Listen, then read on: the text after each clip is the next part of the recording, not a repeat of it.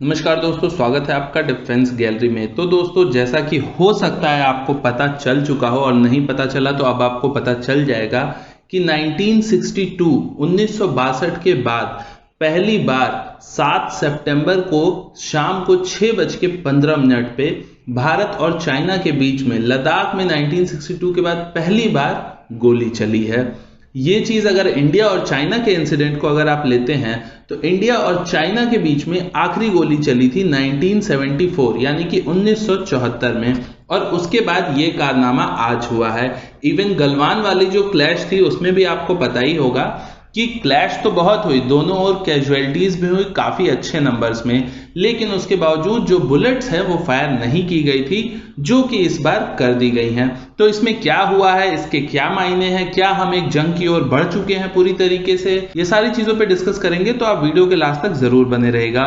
तो इंसिडेंट क्या हुआ है, तो इंसिडेंट ये हुआ है दोस्तों कि LAC बॉर्डर के पास हमारे कई सारे पॉइंट्स हैं, आपको पता ही है, जहां पे इंडिया ने इस समय कैप्चर किया हुआ है। कुछ ऐसे पॉइंट्स हैं जहां पे इंडिया पहले नहीं था और कुछ ऐसे पॉइंट थे जहां पे इंडिया पहले कम नंबर्स में था, लेकिन अब हमारे ज्यादा ट्रूप्स उन जगहों पे जा चुके हैं। मैंने इससे पहले एक वीडियो में आपको बताया था कि लगभग 30 के आसपास पॉइंट्स थे जिसपे कि इंडियन आर्मी ने उसको कैप्चर या रिकैप्चर किया है। तब कई लोगों ने कहा था कि नहीं ये फेक न्यूज है, तो ये फेक न्यूज नहीं है दोस्तों। छोटे बड़े वहां पे बहुत सारे पीक हैं या पहाड़ हैं आप कह लो, उन सारी जगहों पे भारतीय सेना बैठ चुकी है। उसकी संख्या 30 या हो सकता है उससे ज्यादा भी हो, 30 तक की कंफर्मेशन कुछ मीडिया रिपोर्ट्स के अकॉर्डिंग हमें मिली है। तो यानी कि इसी सारी जगहों में से 2 जगहें ऐसी थी जहां पे ये कारनामा हुआ है। इसमें एग्जैक्टली एक माउंटेन पीक का नाम मिला है मुझे, जिसका नाम है मुखपरी माउंटेन, और ये है रेजांगला के पास। और इसी जगह पे आपको अगर याद हो तो 13 कुमाऊं रेजिमेंट की कंपनी के साथ 1962 में चाइना से वॉर हुई थी,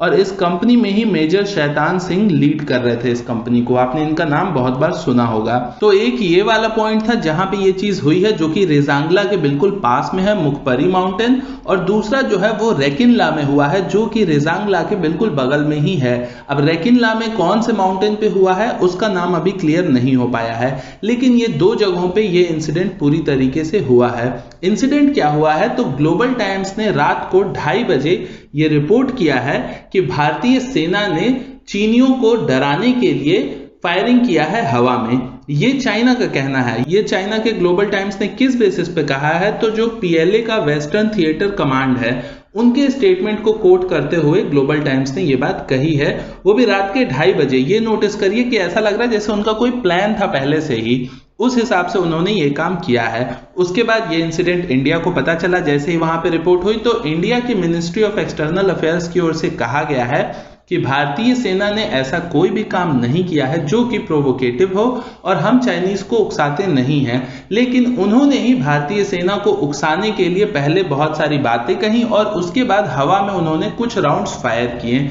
कितने राउंड फायर किए इस सब की डिटेल अभी नहीं आ पाई है, लेकिन इंडिया का कहना यह है कि चाइना ने फायर किया है हवा में भारतीय सेना को। एक तरीके से जो टॉप पे भारतीय सेना है, जिसमें कि ये मुखपरी माउंटेन टॉप निकल के आया है, इसका नाम आपने पहली बार सुना होगा, तो ये रेजांगला के पास है। इस पे भारतीय सेना बैठी है, चाइनीज आर्मी आई, वहां से चाइनीज आर्मी ने इनको हटाने की कोशिश की, हमारी सेना ने मना कर दिया, उन्होंने डराने के लिए हवा में फायर किया। ये एक तरीके से इंडिया का कहना है, और चाइना का जस्ट इसका उल्टा कहना है। पर मुझे ऐसा लगता है कि इसमें ज्यादातर चांसेस यही है कि फायरिंग किसने की, ये तो हम इंडियन है तो हम यही कहेंगे कि चाइनीज ने फायर किया है। लेकिन चाइना की ओर से अगर देखा जाए तो आप खुद सोच के देखो, जब ऑलरेडी इंडियन आर्मी वहां पे है उस माउंटेन पे, तो आप वहां जा क्यों रहे हो उनको हटाने के लिए? वहां पे वो आ रहे हैं, नहीं हटे तो उन्होंने हवा में फायर कर दिया। और ये हवा में फायर करना कोई छोटी बात नहीं है दोस्तों।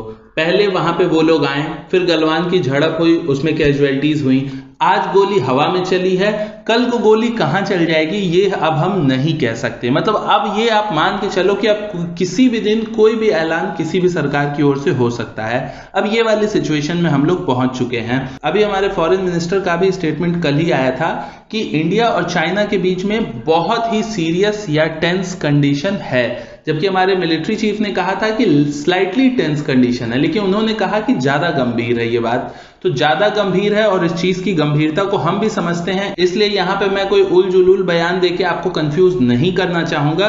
पर बीइंग एन इंडियन आप ये समझिए कि चाइनीज ने ये काम किया है, और अगर एक नॉर्मल कंडीशन में समझा जाए तो काम किसी ने भी किया हो अच्छा तो मुझे लग ही रहा है, क्योंकि चाइनीज आज तक हमेशा आपने सुना होगा जो पहले घटना हुई थी, हमेशा इंडिया कहता था कि चाइना ने ये किया वो किया, और चाइना कहता था कि इंडिया गलत बोल रहा है। और इस बार उल्टा हो गया है। अब ऐसा लग रहा है 8-10 दिन से जब से हमने वो टॉप्स कैप्चर किए हुए हैं तब से चाइना डरा हुआ है पूरी तरीके से, और वो क्या कर रहा है क्या बयान दे रहा है ये तो एग्जैक्टली नहीं कहा जा सकता कि कौन कितना सही है, लेकिन ये जरूर सही है कि चाइना इस समय डरा हुआ है और इसी रीजन से इस तरह के इंसिडेंट्स हो रहे हैं और इस तरह की न्यूज आ रही है। हमारी निगाह बनी हुई है इस चीज पे, आगे जो भी न्यूज आएगा आप हमारी डिफेंस अपडेट की पूरी सीरीज देख सकते हैं कि पिछले एक हफ्ते से एक एक अपडेट जो हुई है वो हर चीज आपको यहाँ पे मिलेगी बिना बहुत ज्यादा लंबा किए हुए वीडियो को। तो फालतू बकवास नहीं, सिर्फ न्यूज से न्यूज हम यहाँ पे बात करेंगे। अभी की न्यूज पे मैंने आपको अपडेट किया, आगे जैसा होगा मैं आपको बताऊंगा, लेकिन ये बहुत ही सीरियस घटना हुई है। तो आगे देखते हैं कैसे करवटें लेती हैं आगे चीजें, जैसा होगा मैं आपको बताऊंगा। आप चैनल को सब्सक्राइब करके बेल आइकन को जरूर प्रेस करिएगा। नमस्कार, जय हिंद।